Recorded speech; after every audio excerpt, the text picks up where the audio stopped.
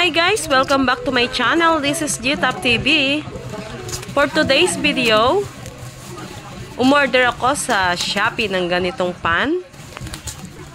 Ang ganda kasi niyang tingnan sa picture, so titingnan ko kung ganito talaga ang lalabas kapag naluto na. Ito guys yung Japanese Taiyaki Fish Shape Waffle Maker Pan. So itry ko nga kung maganda talaga tong gamitin. So, ito na guys. Kailangan natin ng 4 na itlog.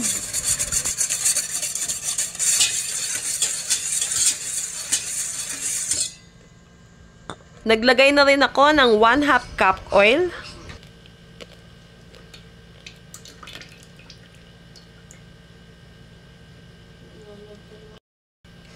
Then, nilagyan ko na siya ng 3 cups of water.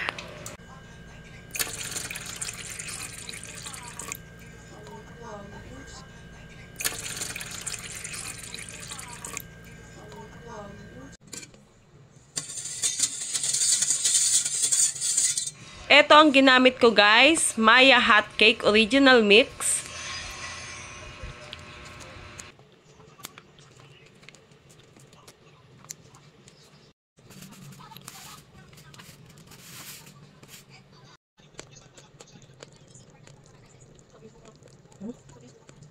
Kapag na-mix na natin, so iwasan natin magkaroon ng bubbles para hindi magkaroon ng butas-butas yung pancake na gagawin natin.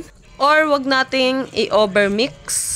Cheese lang ang nakita ko sa rep. So, ito gagawin kong pang flavor sa pancake. Kailangan din natin ng butter.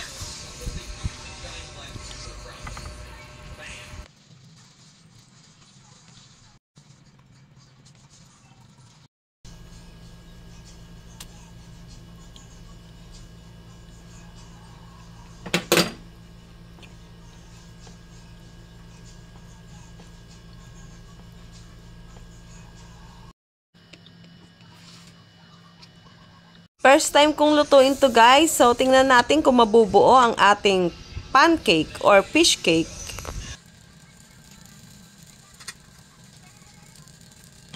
After 3 minutes, tinitingnan ko kung okay na siya para baliktarin yung pan. So ito na guys, ang gandang tingnan. Kung ano ang nasa picture, yun din ang makikita mo pagkatapos mong lutuin. So ulit-ulitin lang natin hanggang sa maubos ang butter.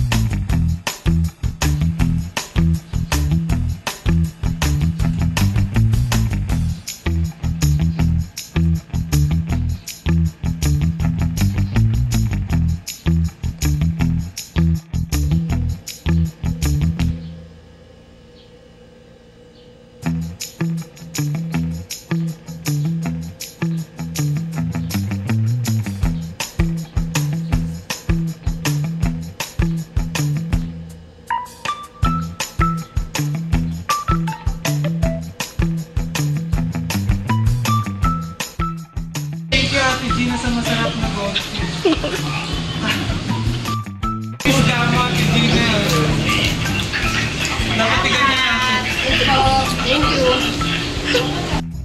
Shout out to all my members. Inday Tet Vlog, Intro Kim TV, Bibi Barredo, Anpal Moria Japan Vlog, Malus Saludes, King Perez,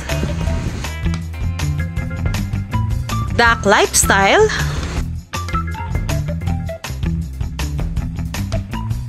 Miss Flor Vlog, and Nenet Vlog. Bye for now! Thank you for watching, everyone, and thank you for support always.